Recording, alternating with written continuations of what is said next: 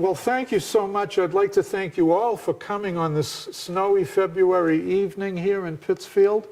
It's delightful to see you all.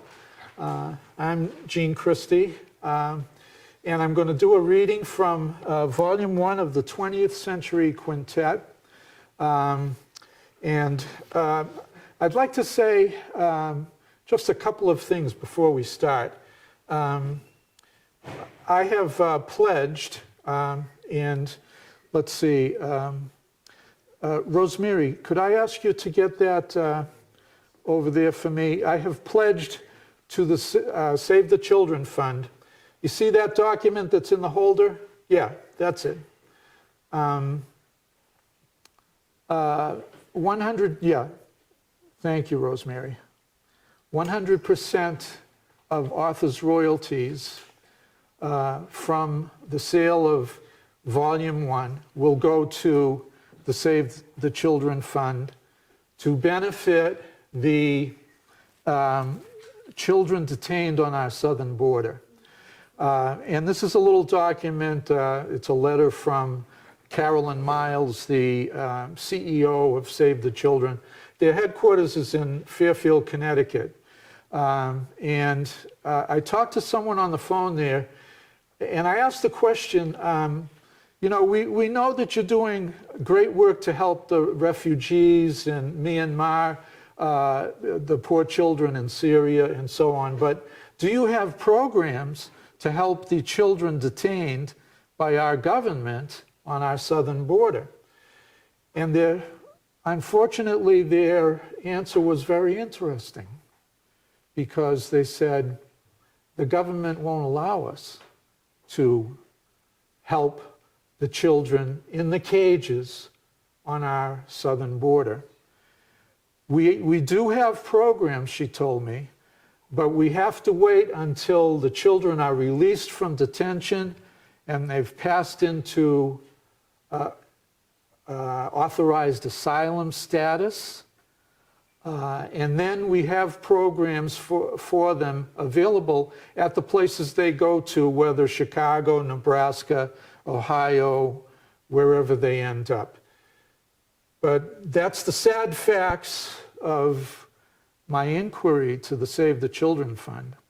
So just to pass that along to you, we can safely say that yes, the Save the Children Fund does have programs for the children detained on our southern border, and that's a little more information on the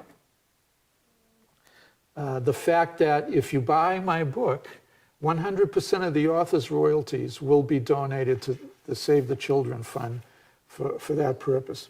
Another thing I'd like to say that I think is very important is that this series of books is about an archetypal American immigrant family. Starting in 1899, it continues the saga through 3 generations of the family up until 1972. And there are four main ethnic groups that are portrayed in the books, and those would be the Italians, the Jews of the Lower East Side of New York, Manhattan Island, the Serbs, and the Irish. In regard to the Italians and the Italian Americans of those generations, I just want to tell you that these books are not about the mafia.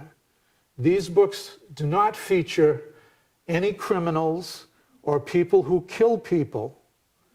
I personally do not like some of the films of Scorsese and Coppola. As you probably know, there's a very active element of the Italian-American populace of the United States, and we extend, I'm a part of that community, we extend all the way across the country in every big city and small town. And some of us legitimately object to the stereotyping of our community. And I think it's important to say that. So my books are about hardworking Italian Americans, among other ethnic groups, and their struggles to survive and to thrive. And so with that, I'd like to start reading a passage from Arrivederci, New York. And this is the main character in Arrivederci, New York is Tony. This is Tony when he was 14 years old, Tony Lastoria, and he came to the United States, he came to New York alone when he was 10 years old from the south of Italy. At the time of this picture, he was 14 years old and he was playing the mandolin in the orchestra that played on Sunday afternoons in the pergola at Mulberry Park. And it was directed by Professore Siragusa. Now, Tony's struggle when he first came as a 10-year-old boy was to make his way in the greatest city in the world. And he found odd jobs here and there. He was trying to make some money. He thought that he was going to bring his mother over. He had run away from home. After one thing and another, he happens to be in the street one day when there's an accident between the Iceman's delivery wagon and a beer wagon. And Tony helps the horse, and he finds out the name of the horse who was agitated by the accident was Fiorello. And a couple of days later, he runs into the Iceman again. A couple of days later, he was going home to Mott Street after school when he heard somebody call out, "Hey, Nazo, come here. My name is Tony. What's the matter? Some kid that told me. I was asking after you. He said you answer to Nazo because you always sticking your big nose into every little thing. Must be amico of you, no? My name is Tony. So come here, Tony." It was that hot-tempered delivery driver who drove the horse called Fiorello. The man was planted standing next to an ice wagon with the name Domenico painted on the side rails. This Domenico, if that's who he was, built like a barrel, was short, stubby-legged, and dressed in a long white butcher's apron down to his knees. His torso he covered with a leather vest and a wet sackcloth over his right shoulder. He tied on with a loop running under his left arm. "I've been a-looking for you." Antonio approached him and the man said, "I ask around after you. They say you was always around somewhere, so now you's here. You like my horse, eh?" "Is his name really Fiorello?"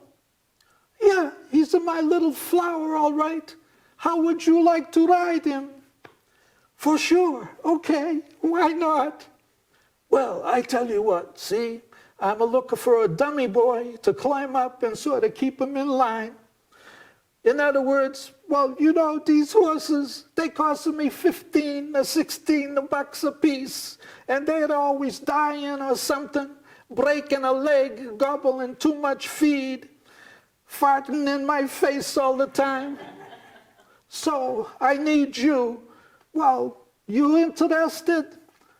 "You mean a job? Di sicuro. Okay, why not? But it's gotta pay. I can't afford to work for nothing. A lot of people want to hire me, you know." "Well, I mean, yeah, but I gotta tell you, it's hard work and very long hours and 7 days a week. What do I have to do?" "Well, you ride on his back, sort of lean close on his neck, talk to him, keep him calm and relaxed. But the main thing, you got to warn away the traffic in front of him. You see what he did the other day? How much? I got to get at least $3 a week. That's what old man Ferrara used to pay me in his grocery shop. You seen what he did? You can ask him. I already did. He told me you're a stupido. You believe that son of a bitch? Hey, you got him out on you. I like you already. But I'm going to tell you, this is a real work. We start the 4 in the morning and we don't quit till the sun go down. That's all right. But I got to get $3.50 a week. You said $3. For $3, you only get 5 days. Tony was thinking quick. You want the Saturday? You get it for only 50 cents. Well, I guess I could live with that. Good, because I got to get 1 day a week off. I got to play on Sundays with Professori Siragusa's orchestra in Mulberry Park. Va bene, okie dokie. You got to meet me, Tony, 4 in the morning at Lorenzo's Delivery Stable on Mulberry Street. You know where it is? Number 224. Don't be late. You know the only reason you're getting this job is because I seen you was good with Fiorello. He likes you. Me, he hates. But remember, don't be late. That night the boy did not sleep at all. He was so terribly excited. It was as if someone out of the blue had given him a horse of his own. He could not stop thinking about Fiorello, and by midnight he had given up even trying to sleep. By that time, Fiorello had become more legendary than Bucephalus, and he himself an undoubted Alexander. He left the house at 2 in the morning with everyone dead asleep just to make sure he wouldn't be late. That first morning, while Tony was hurrying back and forth in the pre-dawn dimness, pacing with anticipation in front of the locked double doors of Lorenzo's, Signore Domenico was slowly emerging from the shadows of a bad night's sleep into the glare of a foul mood. Yawning, stretching, and grumbling, scratching himself, blowing into his cupped hands, Domenico looked like a drowned dog dredged out of the Hudson River. He took one look at Antonio and said, "Ah, it's you." Domenico had a key for the small door and the big door, and they stepped over the high sill into the stable. But it was completely dark, and they could hear a horse snoring. But Fiorello was awake. Domenico knew his way around in there without any lights by feeling along the horse's stalls. He led out Fiorello and handed the bridle strap over to Antonio. Then he removed the long wooden bolt from the twin doors and pushed them open. "You take him out, and I shut the door." Antonio and his glorious horse stood in the street until Domenico stepped out of the small door again. Then began the longest day of Antonio's young life. Domenico started talking as if he were now wide awake, and he continued talking whether anyone was listening or not. At first, Antonio thought he was talking to him. Then he realized, no, he's talking to himself. But he would find out that Domenico talked to everybody and no one all day without stopping, and that probably Domenico wasn't even listening himself. In the pre-dawn unearthly quiet, with the city just opening one eye around them, they proceeded with hooves echoing eerily on cobblestones around the corner to the alley where Domenico kept his ice wagon for the night, behind the 4-story brick building where he lived. Then it was back out to Spring Street, where they turned right to head west for the Hudson River. Antonio rode on Fiorello, and Domenico sat on the wagon bench with his reins limp in his fingers while he counted all the money owed to him, as if the reins were rosary beads. Because he never wrote anything down, Domenico had to keep all his accounts in his head. As he drove to work, he recited the litany of sums owed to him, and the thought of collecting it all kept him warm in the chill dawn. Meanwhile, he also instructed young Tony in all the assigned tasks he would have to perform. Truly, his mind was like a locked cash drawer with compartments The clip-clop of Fiorello's hooves on the pavement sounded to him like coins dropping in a wicker box. The horses' hooves striking the trolley tracks as they were crossing Broadway, that was silver dollars minted with sparks flying. Let's see, number 10 and the number 198. That's Baxter now, not the other one. She owes me for 2 weeks. A sudden stab to his heart, as he remembered to castigate himself for having forgotten Signora Leandro yesterday. He could not afford to lose a customer. Now, Tony, remember, a 110 Lafayette, the second floor. Leandro, we can't miss her today. Domenico explained to his new dummy boy the answers to all the questions the boy did not know enough to ask, and he assumed his pupil would not forget anything, although he also assumed at the same time that he would have to repeat everything twice over again, today, tomorrow, the next day, before he dared to ask, now what did I tell you? And of course he's a bright boy and as outraged as I am myself with these no good customers who refuse to pay, and who can blame him? Tony, look, listen to me. You know you're going to have to get down off the bestia and help me with the deliveries. If I didn't explain this before, I'm telling you now. And of course you can't carry a 50-pounder or 75. Leave that and the 100-weight to me. But you can carry the 25s. I let you do that. It's nothing, like a feather to you. What's 4 flights up at your age? It's nothing. You run up those stairs. And don't forget speed, ragazzo, speed. You got to be thinking every minute, that ice on the sides of my wagon, she's a melt. Just because you can't see it loaded on your back, that don't mean she no melt. She's a melt. And you know what that means? There goes the money. Yeah, that's our inventory. That's what pays our bills and put coin into the pocketbook at the end of the week. And that's money slipping right through our fingers. She's just melt away. Son of a bitch. So you see why speed is so important, eh?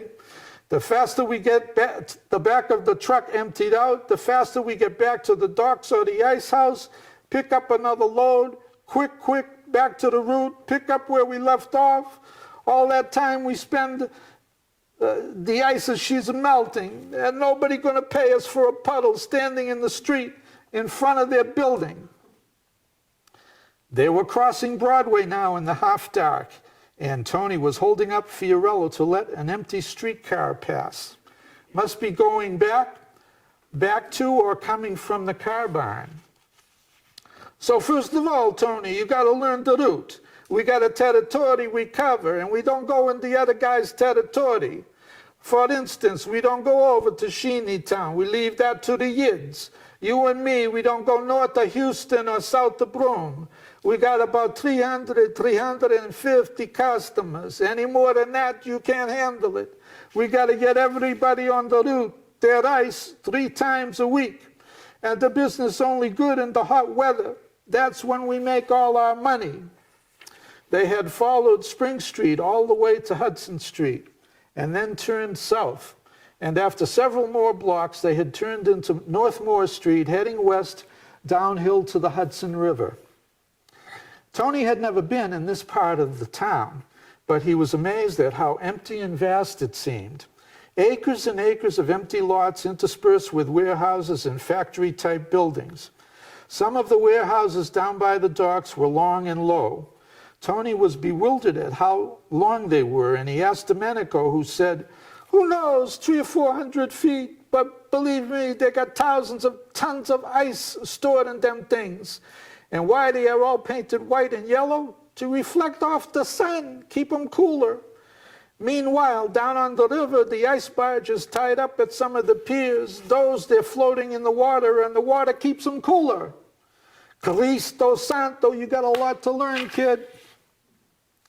When they came to the tallest building Tony had ever seen, maybe 9-10 stories at 27 North Moore Street, built out of red brick with tall, stately piers, rising to Romanesque arches at the top, and thousands of windows glittering in the oncoming dawn, mingled with the glow and glare of the nighttime city streets.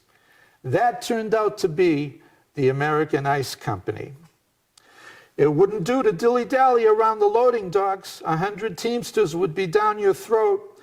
But as they drove back the same way they had come, Domenico explained, "They're making artificial ice now in the new building. They say someday it's going to take over and there won't be no natural ice no more. But I don't know about that. If so, there goes my winter vacation." Domenico was laughing. "You don't think I stick around here in the wintertime, do you? I go north, all the way up to Maine. Yeah, that's right, for the ice harvest. It takes 2 months from December to February, and then it's over. But the pay is good. We got 1,500 men working on the River Penobscot alone. And guess what? We sleep all day and work all night. Son of a bitch." Domenico, for some reason, who knows why, liked this kid. And it amused him to think how the kid probably thought it was marvelous fun to work all night and sleep all day. Tony soon found himself rushing back and forth on Fiorello's back to the loading docks on North Moore Street against a tide of ever-increasing traffic as the city started its day. Tony had his hands full. He had to lean on the horse's neck and keep him soothed while yelling people out of the way. He quickly began to understand why Domenico had seemed so temperamental that first day at the accident scene. It was maddening, especially the pedestrians. Somebody's running for the trolley, not thinking or looking where the hell they're going, and there you go, another mishap. After 8 o'clock, they took an espresso break at a cafe, but they stood out on the sidewalk by Fiorello. Domenico asked Tony if he wanted a Fatima. Tony said, "Sure." Domenico held out the rumpled paper pack. "I don't have time to roll them. 10 cents a pack, or a penny a piece, in other words. Don't start on cigars, they stain your teeth. If I smoke one of them on the wagon, I never keep it lit. You know, this way, you smoke it, get rid of it. Now, what we pay at the dock for 600-pound block, eh? $1.80, that's what. And out of that, how many 25-pounders you gonna get? Can you add and subtract? In your head, you figure it out. 24, that's right. How much we gonna sell them for to make a profit? 25 cents each? Sure, I wish. But to these people, these no good son of my beaches, they only want to spend 50 cents a week on their ice, and they think the price should never go up. Now it's already after 8 o'clock. We done at the business customers now, between now and quitting time. We gotta somehow deliver 150 more customers in apartamenti. Break that down. We gotta do that many because we got the 300, 350 on our route. We gotta hit each one every 2 days. So we can only do half the route one day, the other half the next. And then we rotate the back again. And listen to the belly aching from all the women. You got here late today. My food's all gone rotten. Domenico's voice squeaked as he mimicked the housewife. Tony says, all I know is you must be getting filthy rich off of this business. Tony had been calculating as fast as Domenico was talking. What do we got here? Smarter guy? You've been on the horse for 2 hours. Already you know better than me. Come on, andiamo. We're wasting valuable time here. Get up on that horse and let's go. That first day, Tony thought he was going to die. Far from sitting on a soft seat on Fiorello while Domenico delivered a building, Tony found that it was his job to run up and down every flight, sometimes 4 or 5 stories, in a brick apartment house to check the ice cards the people put out. He had to race back out to the street and remember every apartment number and the quantity they wanted memorized, because Domenico was already waiting impatiently at the back of the truck bed, slicing and sawing 25-pounders ahead of time. Lucky for Tony, that's what most people wanted. It made it easier to remember. And then Domenico would start loading up with blocks to carry into the first floor to begin with. And don't drop one. If you shattered it, it come out of you pay. They used cast iron tongs to hook the cube on both sides and hoist it up on the shoulder.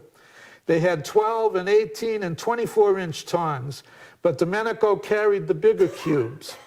And they didn't want to let the wagon alone for too long because all the kids in the neighborhood thought it was their birthright to help themselves. And they were armed with kitchen knives and forks and nails and files and all kinds of things for chipping and shredding shards of ice. By noontime, Tony was stiff and sore. His shoulder ached and his shirt was soaked.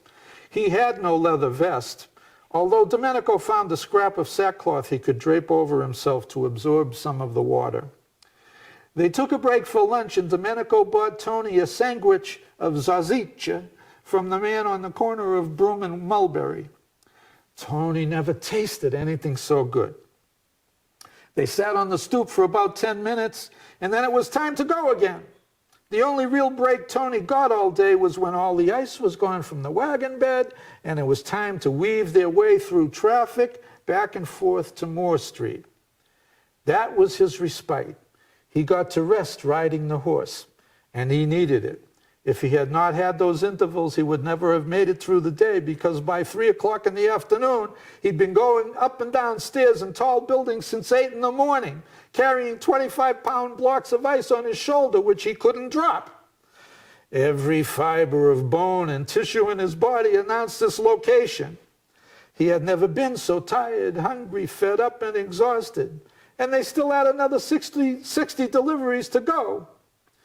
At the end of his first day, Domenico stood there with his hands on his hips, laughing at him. "How you feel now, smart guy? You should see yourself. Go home. Don't forget 4 a.m. sharp. Don't be late. You sticking with me, Tony. By the time I get a finish with you, you're going to know more about this business than anybody in this town, except me, Niccolo Domenico."